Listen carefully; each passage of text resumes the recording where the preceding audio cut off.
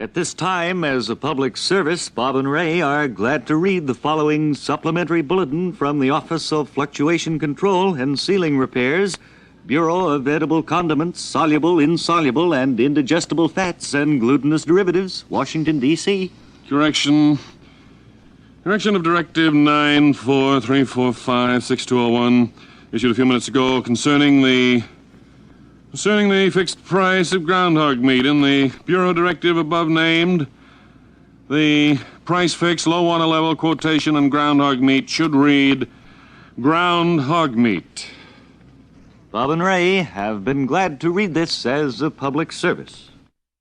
15, 14, 13. And now, chocolate cookies with white stuff in between them brings you another episode of Lawrence Fechtenberger, Interstellar Officer Candidate. 5, 3, 2, 4, 1, 0.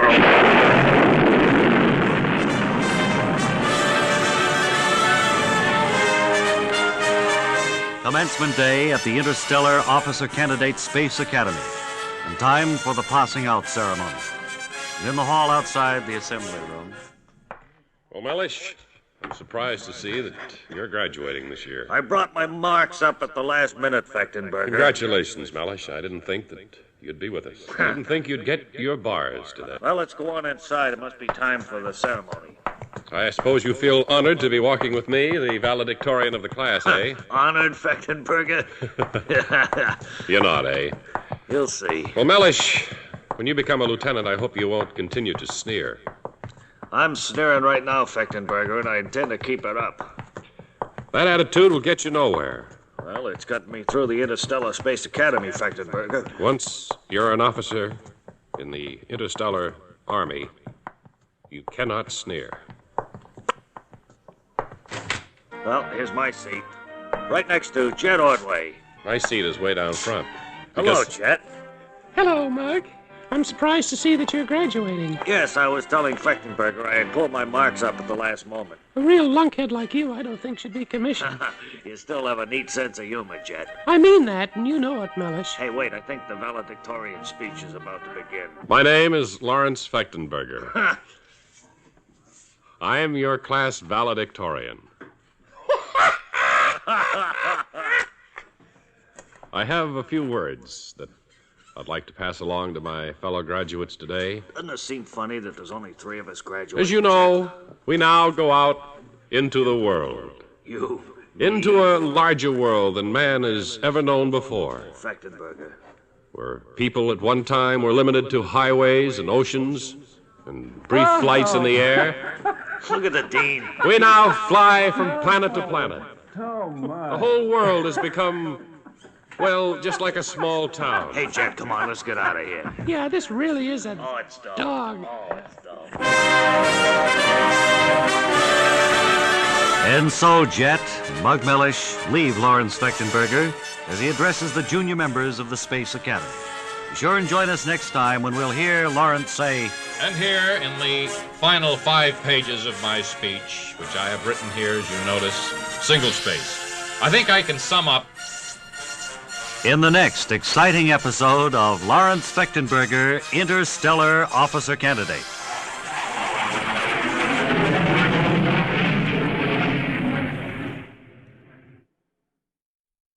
Hey, boy, have we got a terrific announcement to make now, huh? That's right, folks. Bob and Ray have another blockbuster for you. Remember we've told you about the big warehouse that's always bursting with war surplus bargains? Well, last night it burst, and what a mess. But our loss is your gain.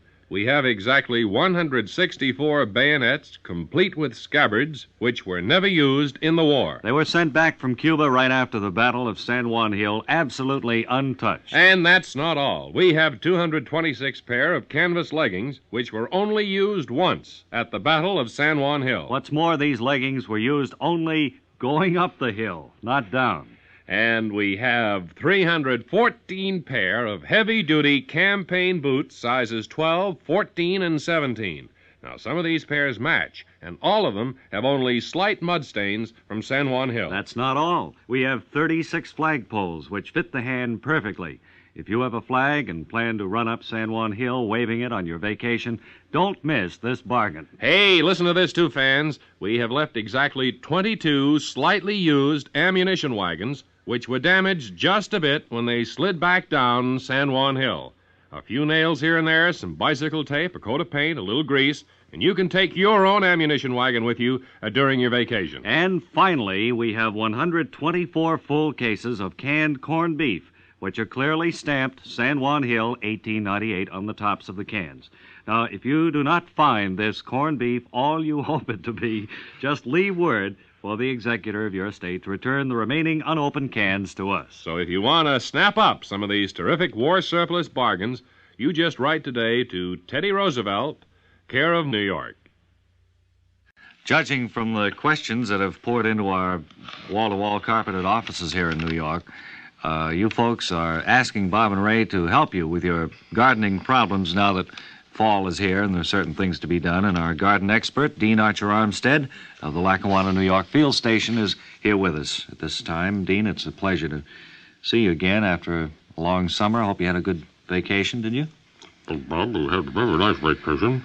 But now I think that probably we should get right to the questions that have come into the office here so that we may answer them for you. Well, a lot of folks, of course, have asked just what is the first step to be taken in getting the garden cleaned up for the fall and winter. Well, let's cover first the lawn. Do you have any questions on the lawn? Yes, a lot of folks say, is there anything I can put on crabgrass to kill it over the winter? Oh, well, of course, it's too late. That's a big problem around here, of course. Of course, crabgrass in this particular part of the country.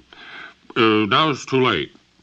Too bad I didn't come down here 2-3 weeks ago. Well, what do you mean? I'm supposed to get after that before it goes to seed. Oh, I see. In other words, if it has gone to seed, if it's gone to seed, it's going to come up again. It's going to be up next year, and of course, come next August, then you can cloud it. There's quite a lot of comment here about the proper way to begin a mulch pile. I wonder if you could go into that in just I think detail. for any farmer or anybody who's interested in the ground and what the ground can produce for it, that you must have an adequate mulch. Well, is this the time to mulch? Are you telling us that in those words? Well, I'm saying now is the time You're nodding your head. I assume that's an affirmative yes. Well, you're nodding your head. I don't know what that means at all. No, I just mean this is the time to start with the grass clippings and that sort of thing. With the grass clippings and that sort of thing to mulch around your bushes. Remember, you can't mulch too much. Well, I guess that's... If anything, you can mulch not enough. About it. And from our agriculture expert, the Lackawanna, New York Field Station, Dean Archer Armstead, a big thank you to you, sir. And a very big welcome to you.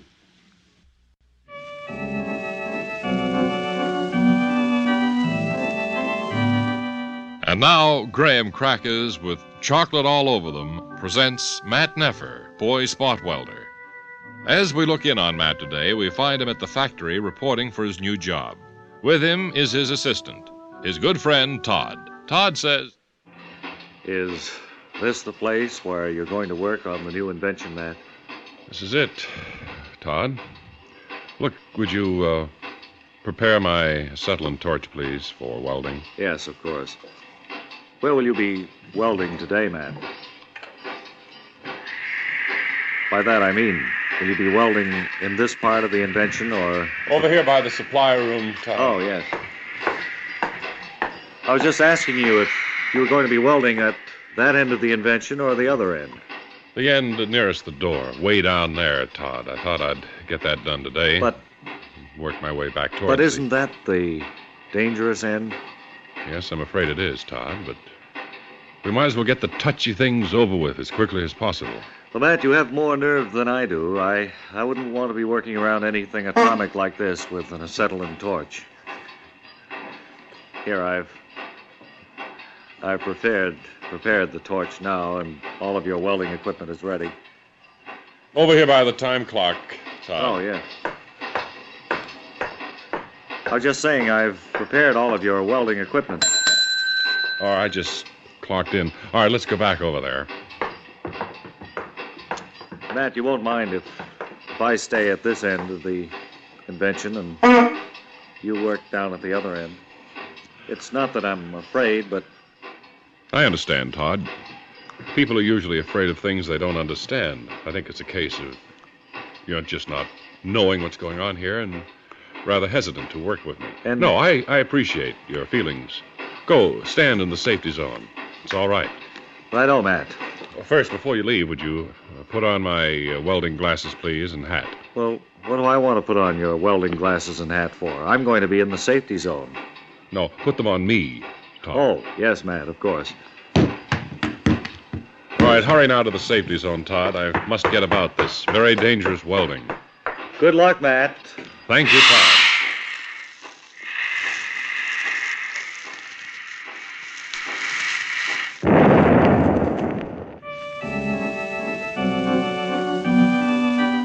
Matt Neffer, Boy's Spot Welding King, is brought to you by Graham Crackers with chocolate all over them. Join us next time when you'll hear Matt say, Up here, Todd, stuck to the ceiling. on Matt Neffer, Boy's Spot Welder.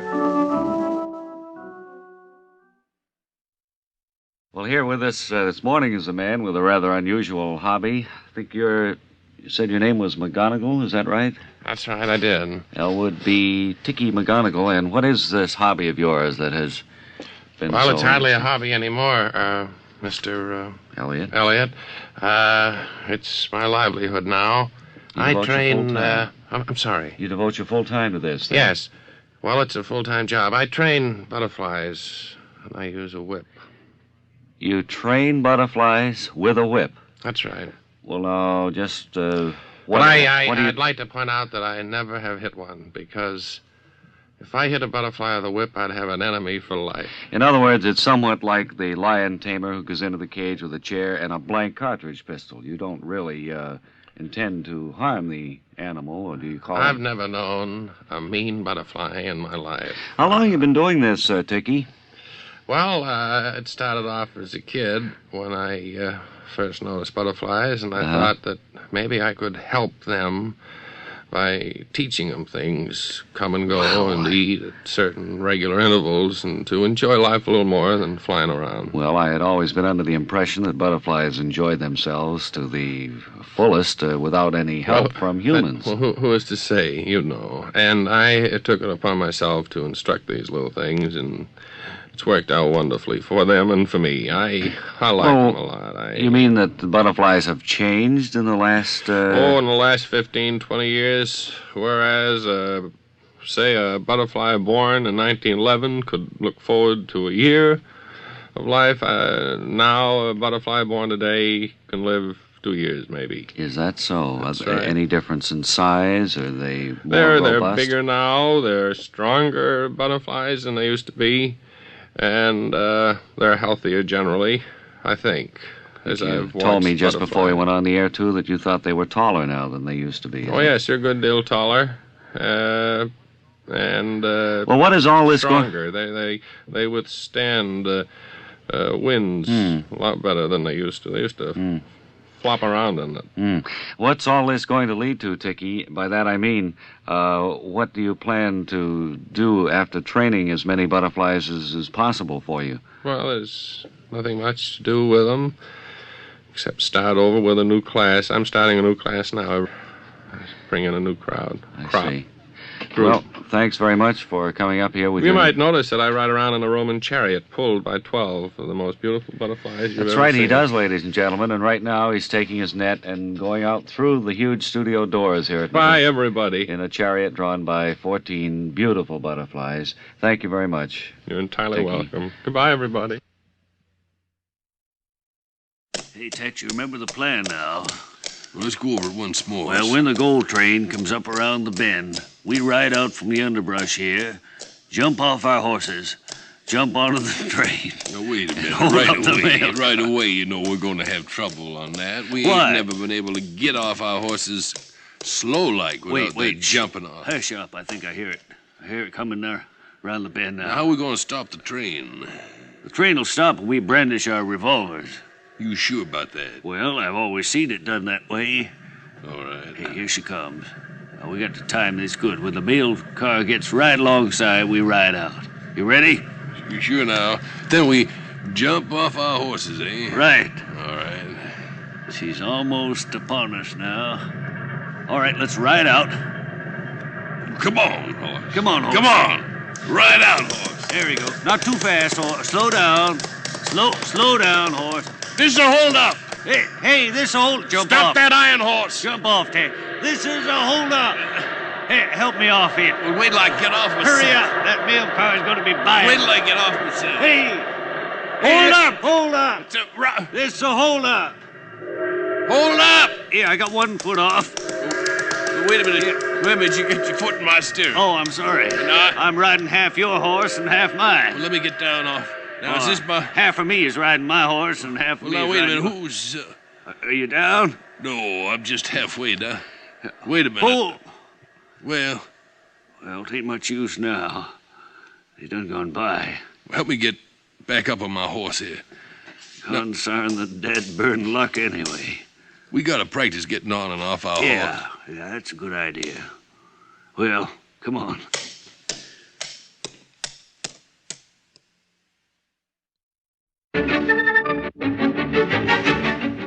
Hello, this is Howard Pendleton, commonly known to you out there as Mr. Science. Today we're going to deal with the miracle of gas refrigeration. And here to assist me is a lad from New Orleans, Sanford Berger. Sandy, that's great fish country down there, isn't it? Well, it's full of deer and elk, too. You'll also find field mice, crows, hens, oxen, cats, owls, bugs. I see. Well, the reason I mention fish, Sandy, is because I'm familiar with a fine seafood place down there, Delacorte's Flounder Palace. It's a must for any visitor. Why, it's been off limits for 7 years, Mr. Science. Sandy, let's talk a bit about refrigeration today. All right, Mr. Science. Well, doesn't it seem paradoxical to you that a refrigerator is made cold by a flame? Holy cats! Wait till I tell a gang at school that. I thought it was made cold by the ice cubes, Mr. Science. No nonsense, Sandy. The principle involved here is the transfer of warm matter to cold matter. Now, did you ever notice what happens when you turn the refrigerator off? Holy cats, yeah, the food gets spoiled, Mr. Science. That's right, Sandy. And that's because the flame isn't supplying any cold. Am I making myself clear? Well, I can't exactly say that all this is rubbing off on me too well, Mr. Science. So far, all I get out of it is if I jump into a flame, I'm liable to cool off. Sandy, I'm going to open this refrigerator. All right, I'll back up. Now look in there and tell me what you see. Well, gee, it's all wet. Leaping lizards. And the food in there is good and squashed up. And there's cheese floating down on the bottom, Well, Mr. now, Science. all this is certainly perplexing to me. I guess the Mr. Science custodian forgot to hook it up. Yes, there's quite a stanch there. Sandy, at any rate, you can see what happened here. The flame went out, and the refrigerator warmed up because of it. Say, Mr. Science. Wait till I shut the refrigerator door, Sandy. Yes, there's a good amount of unbearableness around here. Now I'll get the gas flame going again, and in no time at all. Here's a match, Mr. Science. You better wear gloves when you light it. You'll freeze your fingers.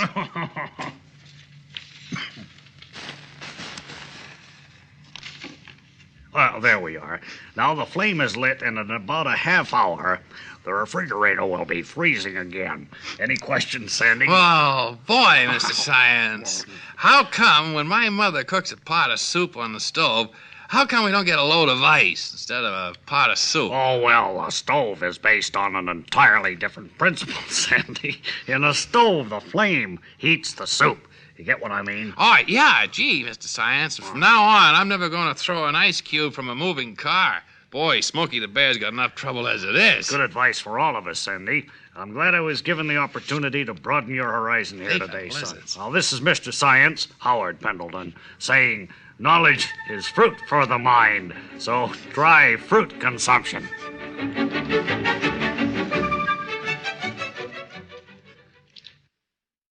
Just before we went on the air today, we selected a member of our studio audience who answered the question, what is my most exciting experience? And I think we have a lady who's had a very exciting one, Ms. Flannel.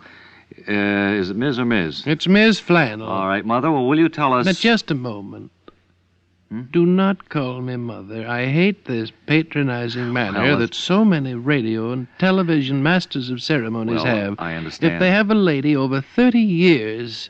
Immediately call her mother. Well, it's gone I back object through to the it. history I of would radio. much prefer you call me Miss Flannel. Well, all right, Miss Flannel. Thank you. What is your most exciting experience? Well, it happened just barely 10 months ago.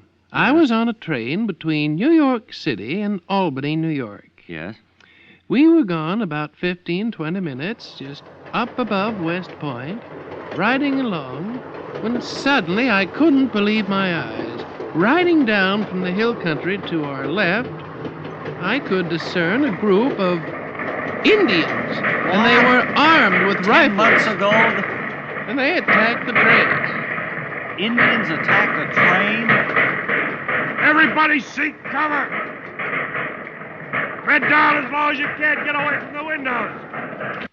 We were so Sorry excited. to disturb you, Bob and Ray. Oh, there she. Come along, Ma Flannel, now. Oh, there's Come the nice along doctor. with- Well, that's Bob and right. Ray, I have to run along now. Say goodbye. Come along. Goodbye, everybody. Right this way. Who was that fella? I don't know, but he sure ruined a perfectly wonderful dramatic Why, bit there. She had me really believing that for a while there. Me too, and she had the dramatic department all warmed up, the sound effects and everything. Well. American industry on the march. To Wally Ballou now in Harper's Ferry, New York. Come in, please, Wally Ballou.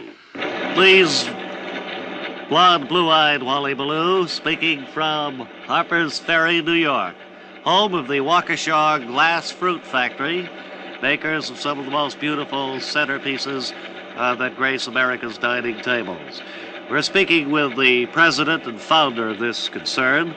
And first of all, Mr. Bostman, I think it's interesting to ask you this. Why you call this the Waukesha Glass Fruit Factory when you're actually in Harper's Ferry, New York? Well, this plant originally opened in Waukesha, Wally, and several years ago we moved it here to Harper's Ferry because it was closer to my mother's house.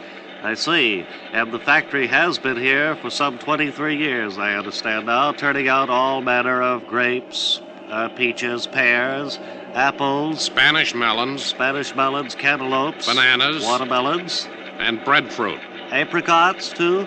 Yes, we make almost any kind of vegetable that you can think of. We've gone through several of the famous vegetable and fruit catalogs, and I think we've covered them all. That is, the kind of fruit and vegetables that people want to have on their table. I was going to ask you if the trend in glass fruit and vegetables changes over the years. For instance, today, are people buying as many glass apples as they were, say, 10 years ago? Yes, people are buying more glass apples today than they were 10 years ago. Now, you take this one here. This is a Red Delicious.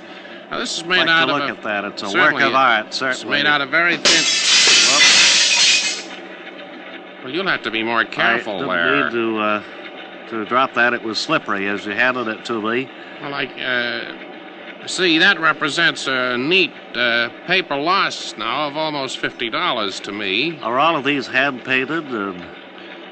No, not all of them are hand-painted, Wally. Some of these, of course, are mixed in. The color is mixed in with the molten glass. I see. And then we have, of course, our highly paid personnel, the glass blowers, who take this molten glass and to blow it into the apples and the bananas. I and should the imagine so that the bunches of grapes, like this one here, are the most difficult to manufacture. I notice a look of ashen horror on your face there, sir. On my rugged features, you mean? Yes, I didn't. Well, I'm pretty upset about this, Ballou. I think you can take your microphone and get out of here now before you spoil the whole thing for me. I thought this was going to be a wonderful opportunity for me to talk about my products coast to coast. Well, it has. But I'll been. never realize in actual return what I've lost here today. No, financially you have suffered a setback. I've taken a bath. You certainly have. And this is radio's blonde, blue-eyed Wally Ballou. Oh, watch it, will you? I'm just taking my microphone out, sir. Well, through the door. Well, Bob, it's that time again. The finals of the Bob and Ray annual Grand National Spelling Bee Contest. Do you happen to have the regional winners there? Our 3 regional semi-finalists arrived in New York this past week. And I wonder if you would just step up to our microphone and identify yourself. You are? I'm Helen Ross, Fredericksburg, Maryland. And thank you, Miss Ross. You're the winner from the Middle Atlantic states, is that right? That's right. And Russell Flume, are you here? Russell couldn't be here. Well, Russell was the southern states. But he got sick. Well, I know, but he was the champion speller down there. Well, who are you, sir? I'm Benjamin Franklin. I'm from Altoona, Pennsylvania, and I'm going to substitute for him. Well, who do you represent? The southern states? I'll represent the southern states, right. if I may. And our last contestant from the West Coast. Paul G. Revere. Paul G. Revere. Elmont, Utah. All right, sir. Now, you two gentlemen and the lady are the regional winners, and as you know, we're going to give you one round of words here in the first go-round in our national semifinals. If you answer correctly, in other words, if you spell your word correctly, you will hear. And, of course, if you answer wrong, it's... No, it's not that. That's it. Now, the words will be chosen out of this barrel, which has been turned over, so they're all mixed up. And I think we'll let our lady go first. Ms. Ross, will you pick your first word? All right. Hand it to me, please. There you are. Your word, Miss Ross, is Paleolithic. Paleolithic. Pertaining to an era in the development of this earth. Capital P-A-L-E-O. Paleo. L-I-T-H. I-M. Oh, I'm sorry. The last letter should have been C, Miss Ross. But better luck next time in the second round. Let's move along to Mr. Flume, or rather to Mr. Flume's proxy. Franklin. Mr. Benjamin Franklin, will you reach in and we'll have to move right along. Hand me the word, if you will, please. Okay, there you are. The word you have chosen from our barrel of words is interfenestration, the spacing of windows. Interfenestration. I-N-T-E-R-F-E-N-E-S-T-R-A-T-I-O-B. Oh, no. You missed by one letter, Mr. Franklin. It was N. The last letter N. I'm sorry. Right. You'll take your seat next to Miss Ross, and our final semi-finalist here. Mr. Revere, Mr. Elmont, Revere, Utah. Elmont, Utah. Will you hand me your word? Certainly. Your word is the interrogative who. Well, wait a minute. Wait, Miss Well, Ross. what- Give him a chance. Well, please. I had a real tough I'm one. sorry, but so it's... did I. These, you choose your own words, as you know. Who? W-H-O. Who is right. Well, And what so that kind of makes a Mr. badger game Paul is Revere, this? the winner of round one. I get here in our Paleolithic, and semifinals. he gets interfenestration, And we'll be and back this with big round lunk two gets who? in just a little while. And here we go with our second go-round, the deciding go-round in our Grand National Semifinal Spelling Bee with our three regional champions, Miss Ross, Mr. Revere, and Just Mr. because I get an Franklin. easy word doesn't mean it's phony. Our only. contestants are still Sound like bickering a sour among grape, themselves It's not about sour grape, but the when you get a unfortunate big, long word like I did and a little fact thing that they like drew, you got, two you of ought to them be drew ashamed hard of words in the yourself. first round and one drew an easy word. Remember, for a right maybe this spelling, round it's she'll be on the and other for a wrong spelling. Well, I don't care if it is on the other foot. Here we go with our first. second round, and our lady, Miss Betsy L. Ross, is first. Right. Will you reach into the barrel, which has been spun, to certainly mix up the words chosen scientifically, and hand it to There me? you are. This time, Miss Ross, and this is the deciding word for you, your word is propinquity, or a nearness. Propinquity. Propinquity. Well, how come he got who and I get words Let me like remind that? you picked the word yourself, ma'am. Let's play the game Propinquity. fairly. We're I've all never good heard sports. it. What's it mean? It means a nearness or a... Propinquity. P-R-O-P-I-N. G. No, it looks like a G sometimes when some people H, write. sure. Yeah, it's wrong, though, the way you spelled it. So I'm afraid you're out, Miss Ross, but our congratulations on putting up a good fight. I And didn't let's- put up any good fight. I'm just trying to save my skin. Let's move now to the regional champion from the South, being represented by proxy, Mr. Benjamin Franklin. I go along with Miss Ross to a degree. It seems You're- like she and I drew the long straws, more Well, or you less. did get and a this other difficult fellow word here. as opposed to Yeah. an easy one for Mr. Revere in the first round. I'll take Let's my see if you do chance. any better this time, sir. Oh, okay, sir. You have chosen the word proximity. Proximity. Closeness. Closeness. Go right That's a ahead. pretty difficult word, too. Go ahead, Mr. Franklin. Proximity. P-R-O-X-I-M-I-T.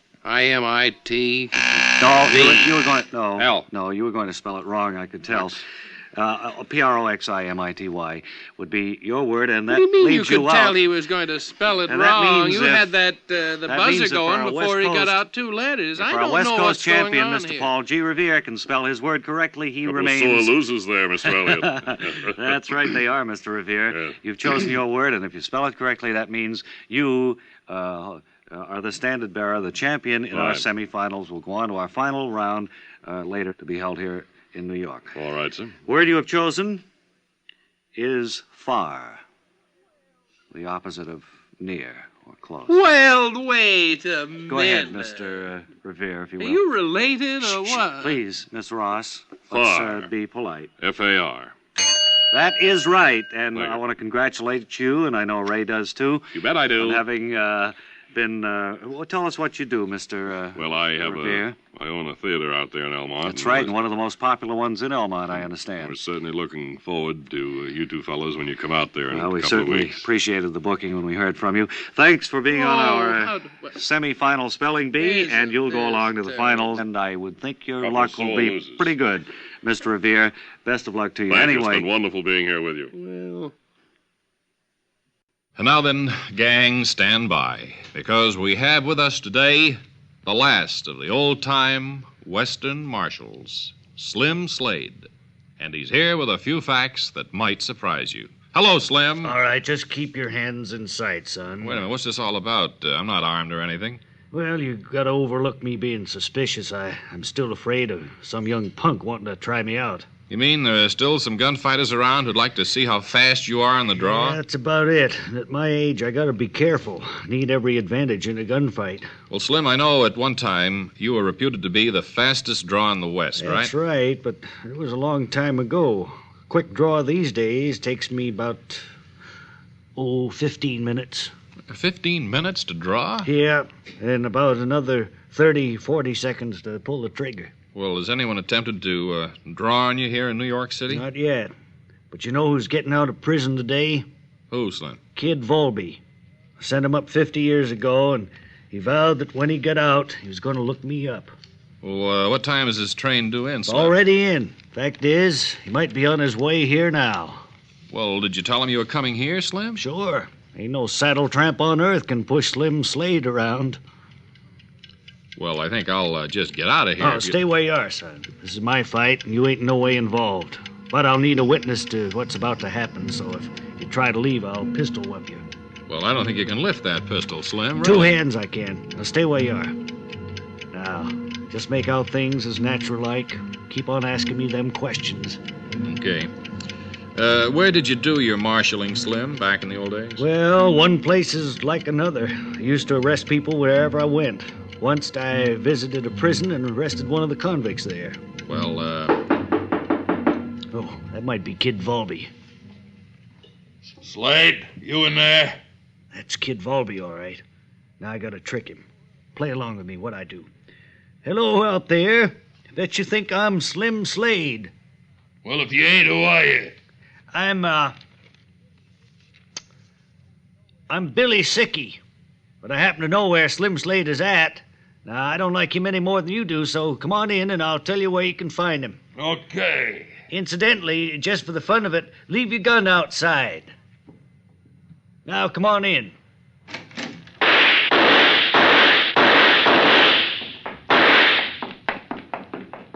Oh. Well, you didn't fool him one bit with that fake voice, Slim. Well, looks like I'm headed for the place where they ain't no gullies or ditches. Place where the cactus is tipped with blunt material. Where horses are automatically broke in. A place where... Slim, he only nicked you in the toe. You'll be fine. Oh. And thank you, old-time Marshal Slim Slade, for being with us today.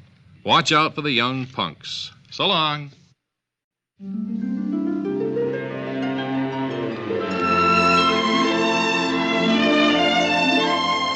And now, Butter Pecan, the greatest name in ice cream, presents another episode of One Fella's Family.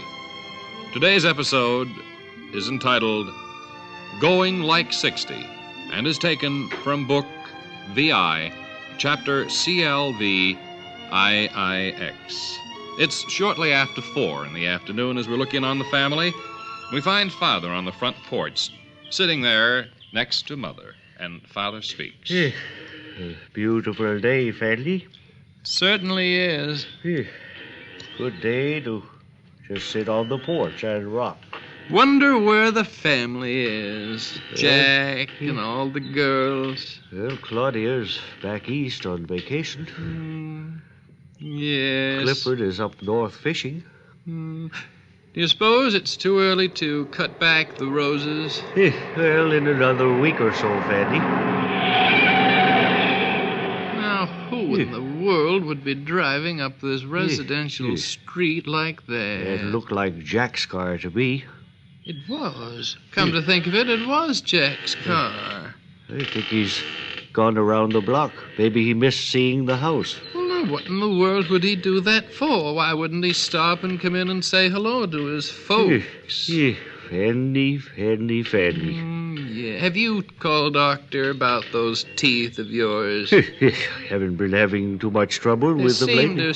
Seemed to slip just a little when you smiled.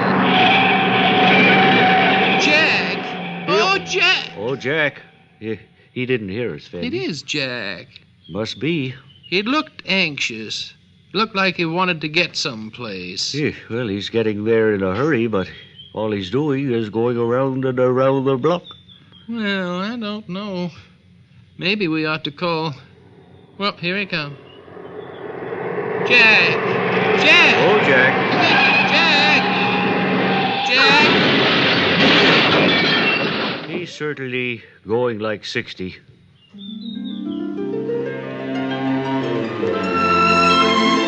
You've been listening to One Fella's Family, brought to you by Butter Pecan, the greatest name in ice cream. Today's episode was entitled Going Like 60 and was taken from Book VI, Chapter CLVIIX. One Fella's Family is written and produced by T. Wilson Messy. This is a Messy production.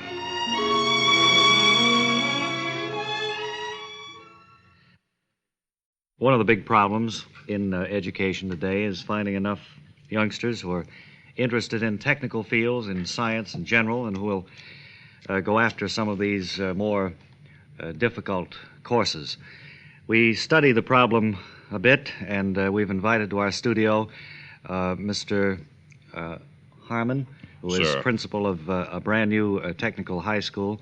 I believe it is the Equitable P. Harmon Science and Tech. Well, that's right, School. Mr. Elliott.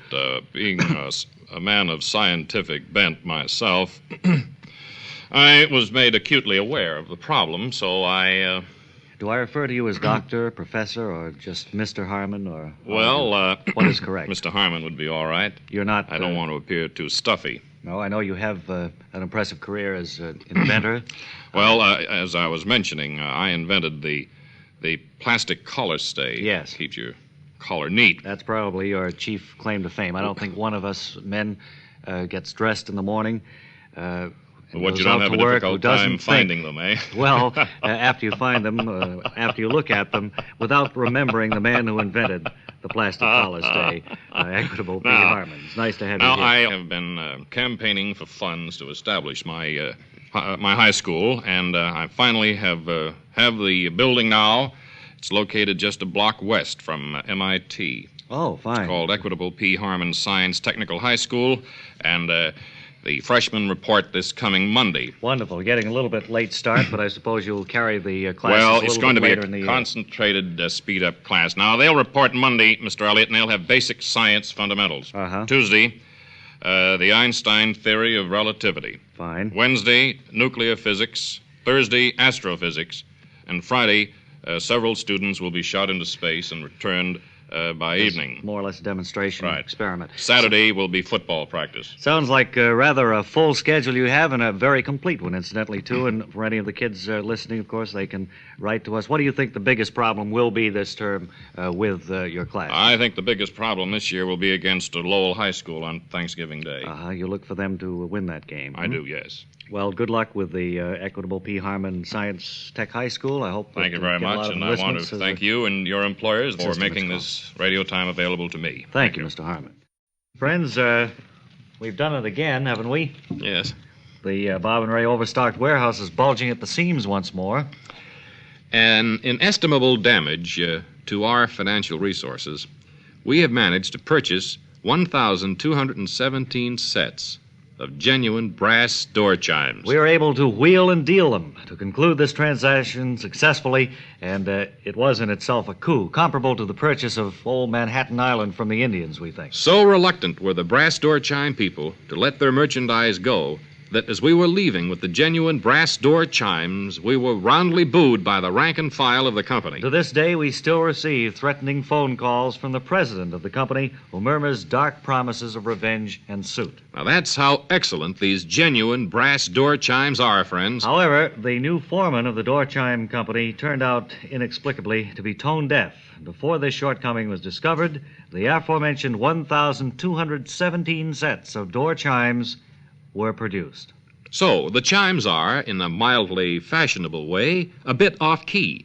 And that's why we're offering them to you at a price so low, it can't even be mentioned on the air. That's right. We're afraid of surging crowds and the attendant tramplings that go with them. So, under separate cover, we intend to mail out the price to the anxious thousands of folk who will surely want some idea of what these genuine brass door chimes will cost. But before you make up your mind, we want you to listen to a set of these genuine brass door chimes. Think we ought to let them, Bob? We'll have to hire special police to beat off the crowds tearing here to the studio. Yeah, well, I think we'll have to risk that, Ray. All right. Will you press the button that sets off the chimes, please? Okay.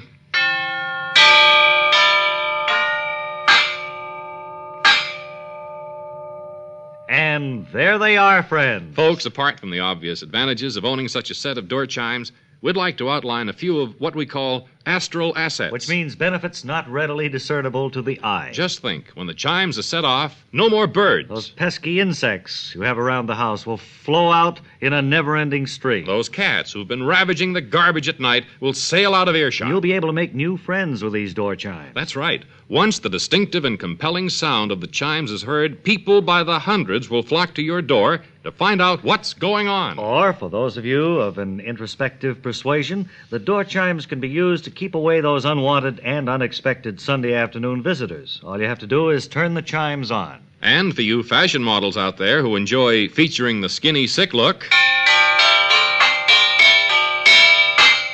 ring the chimes and you'll do what we just did. Turn pale. They're really something you should all be with and shouldn't be without. Now, that's right.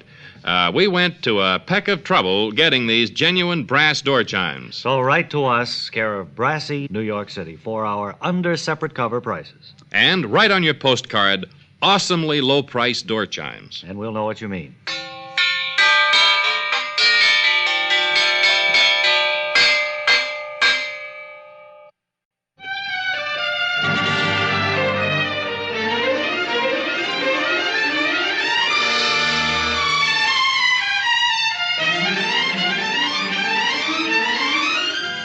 Welcome to This Place for Heroes, dramatized events in the lives of ordinary citizens who never gave in, but waged a fight against unfairness, duplicity, and corruption. Today's dramatization concerns fearless small-town newspaper editor Fred John Wassell, whom we'll meet after our story.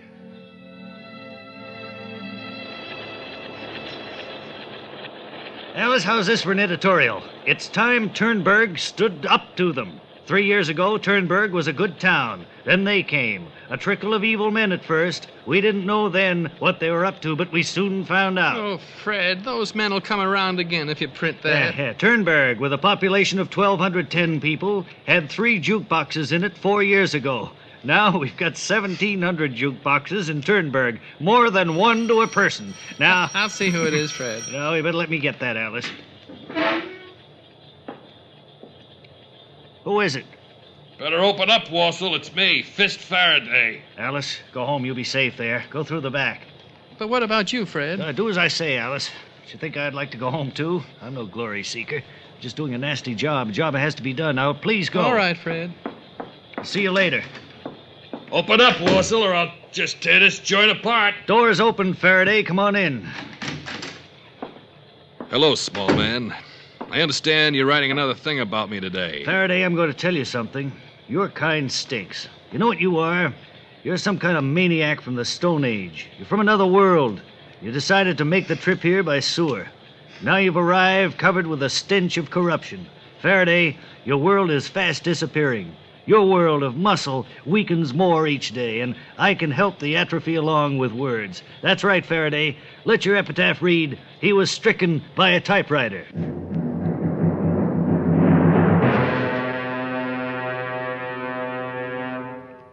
And that was the courageous stand taken by editor Fred John Wassell. And now I'm sure you all want to meet the real Mr. Wassell.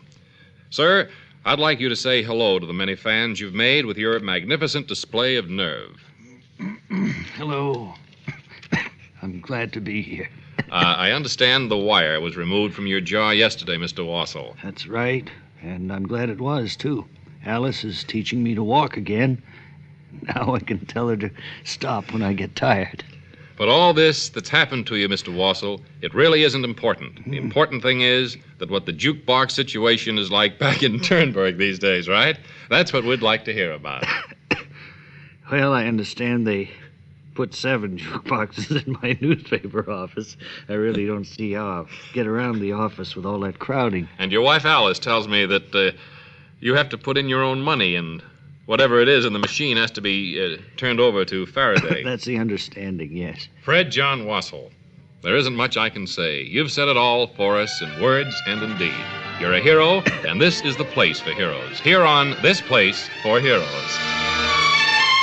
And the question man is here with another stack of mail in which there are questions to which he will offer the answer, I hope. How do you feel today, Mr. All right, let's get to the mail quickly. All right, here's the first one from a man in Massapequa, Long Island. He says, my friend and I are having a fight.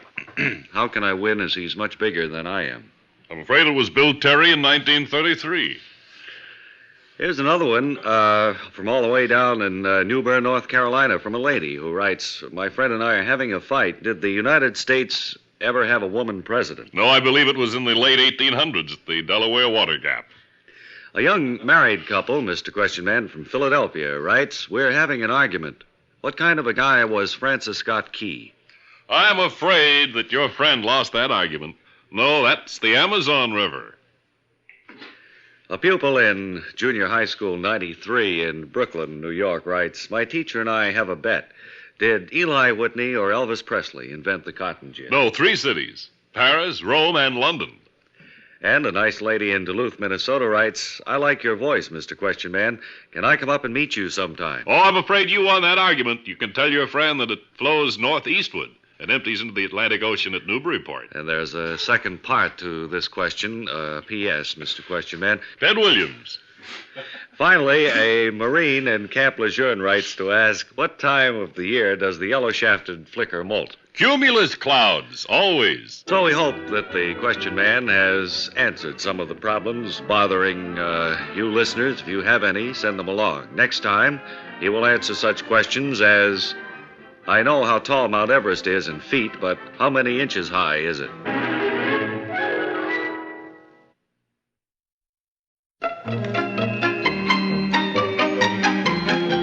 And hello again, ladies. It's time for one of Aunt Penny's true-to-life stories. And this is Danny sitting in Aunt Penny's sunlit kitchen. And what's that you just baked there, Aunt Penny? It looks delicious. Raisin cookies, Danny, and they're just lovely. Do you mind if I try one while I sit back to listen to today's story?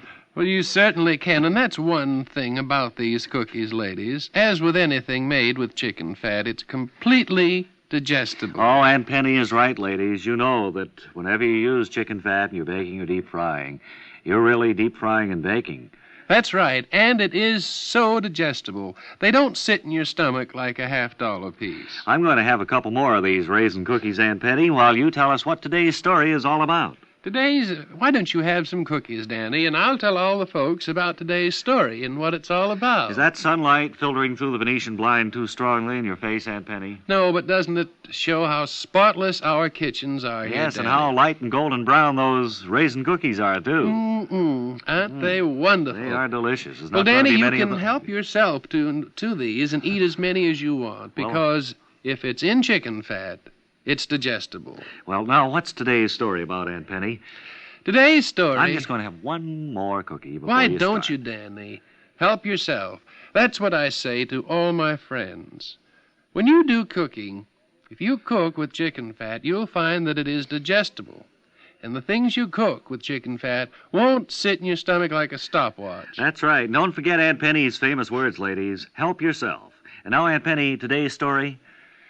Today's story, Danny, is about two retired folks who live in a small town in New England. And the story concerns a Mr. and Mrs. Eugene Spatz. And what happens to Mr. and Mrs. Spatz, Aunt Penny? Well, Mr. Eugene Spatz, for many years, was a trusted employee of a bank in Boston.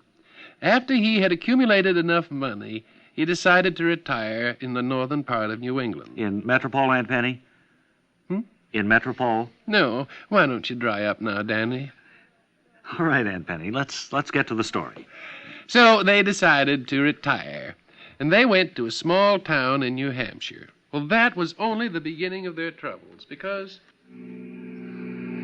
Well, here's a small town in New Hampshire, Miss Spatz. Going to retire here? Looks like as good a place as any. Well, all right, let's pull up.